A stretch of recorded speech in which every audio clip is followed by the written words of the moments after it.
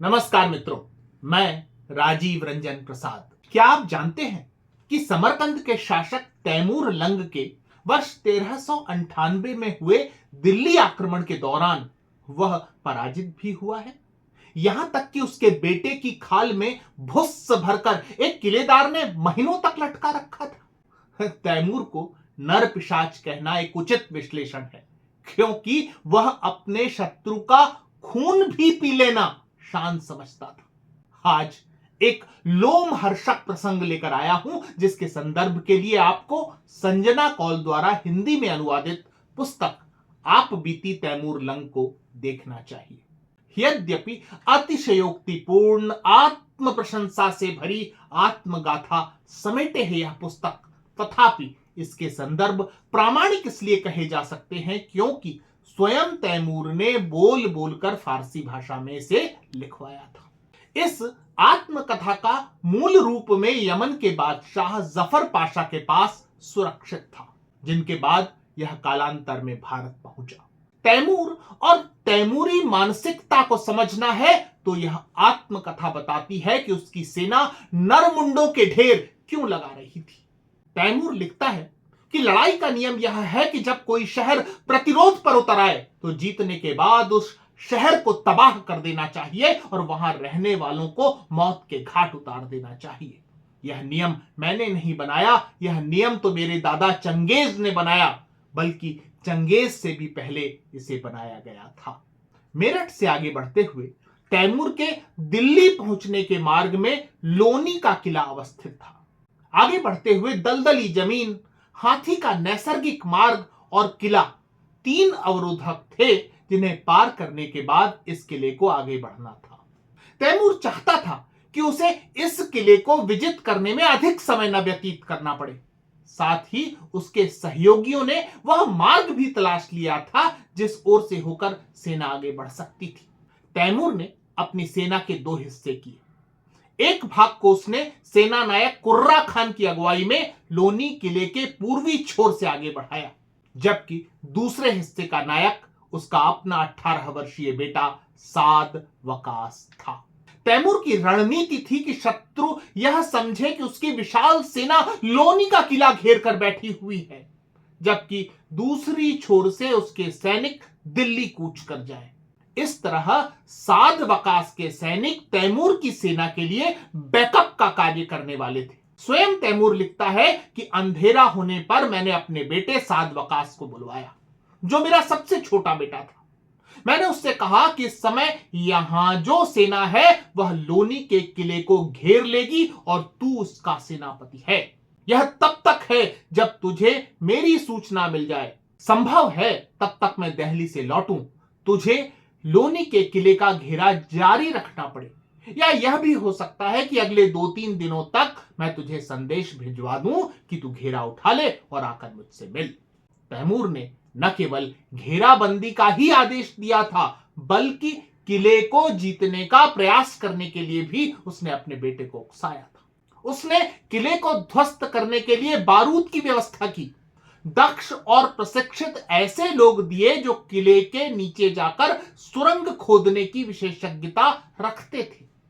इतना ही नहीं, आत्मकथा में तैमूर अपने बेटे साद वकास से कहता है कि मैंने अपने सबसे अच्छे और अनुभवी घुड़सवार तुझे दिए हैं जो लड़ाई में सबसे अच्छा काम कर सकते हैं। तैमूर दिल्ली की ओर निकला और दूसरी ओर साद वकास अपने काम में लग गया। उसने सुरंग खोदने वालों को काम पर लगा दिया, जिससे कि किले के भीतर प्रवेश करने का मार्ग बनाया जा सके।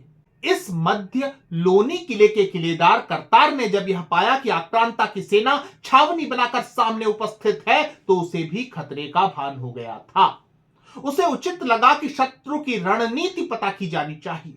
करतार के कुछ सिपाही किसी तरह साद वकास की छावनी में घुसने में सफल हो गए।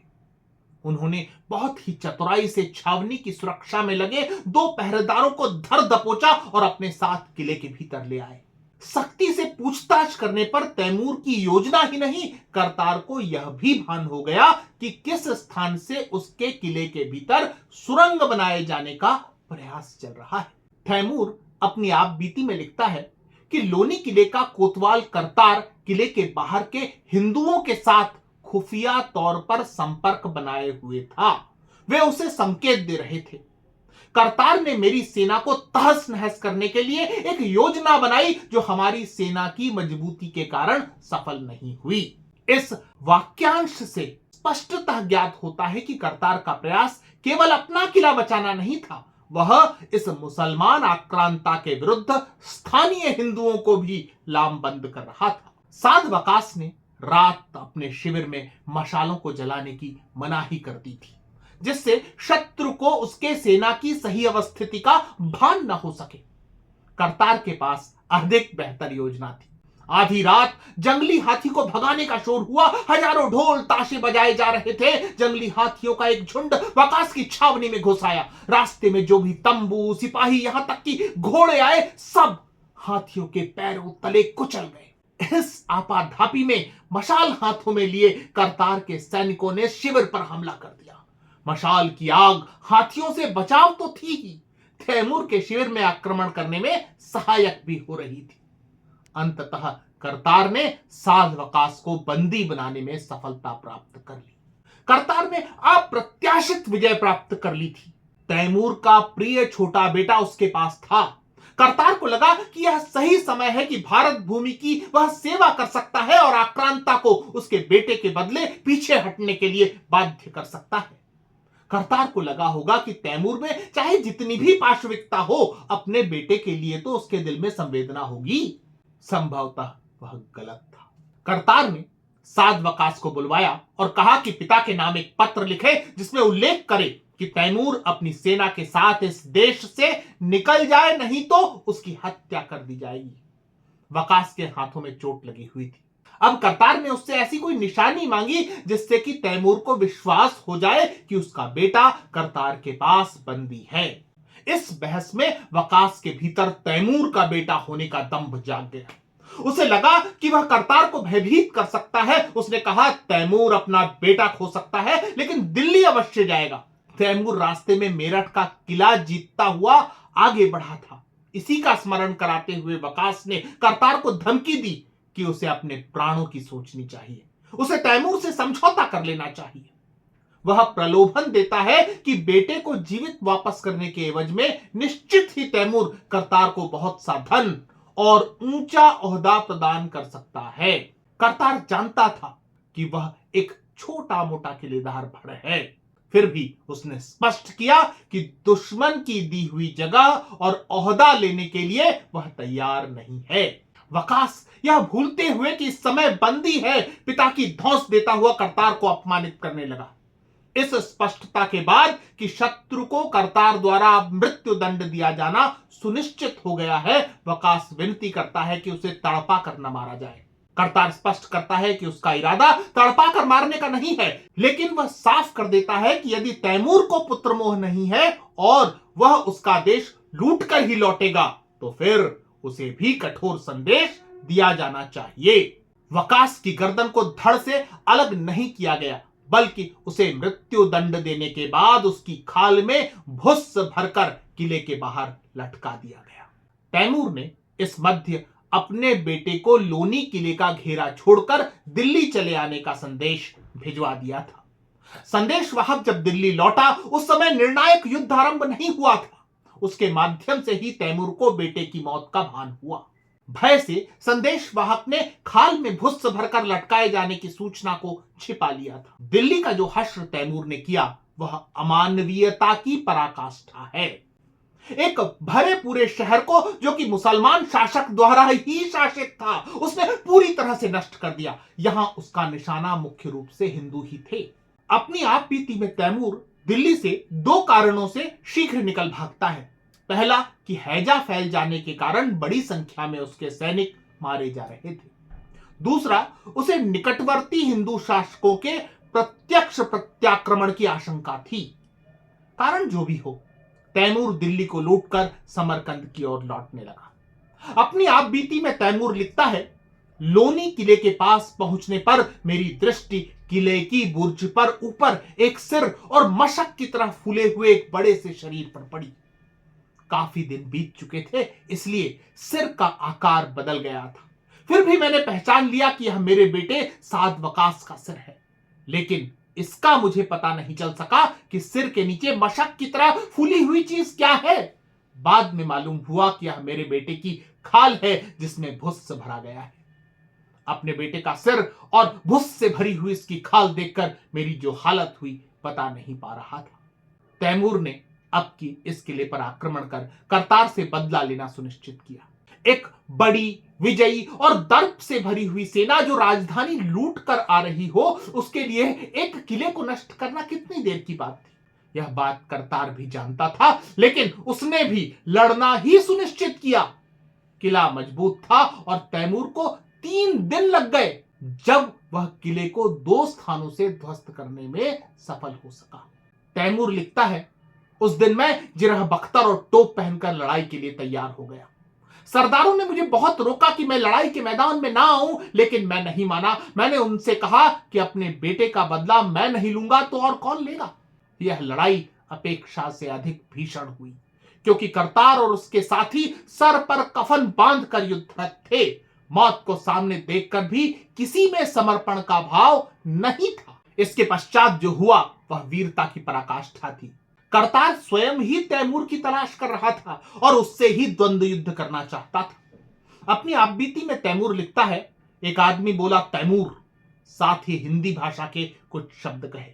मैंने देखा वह मेरी ही तरह का आदमी है और उसकी बड़ी बड़ी मूछें हैं।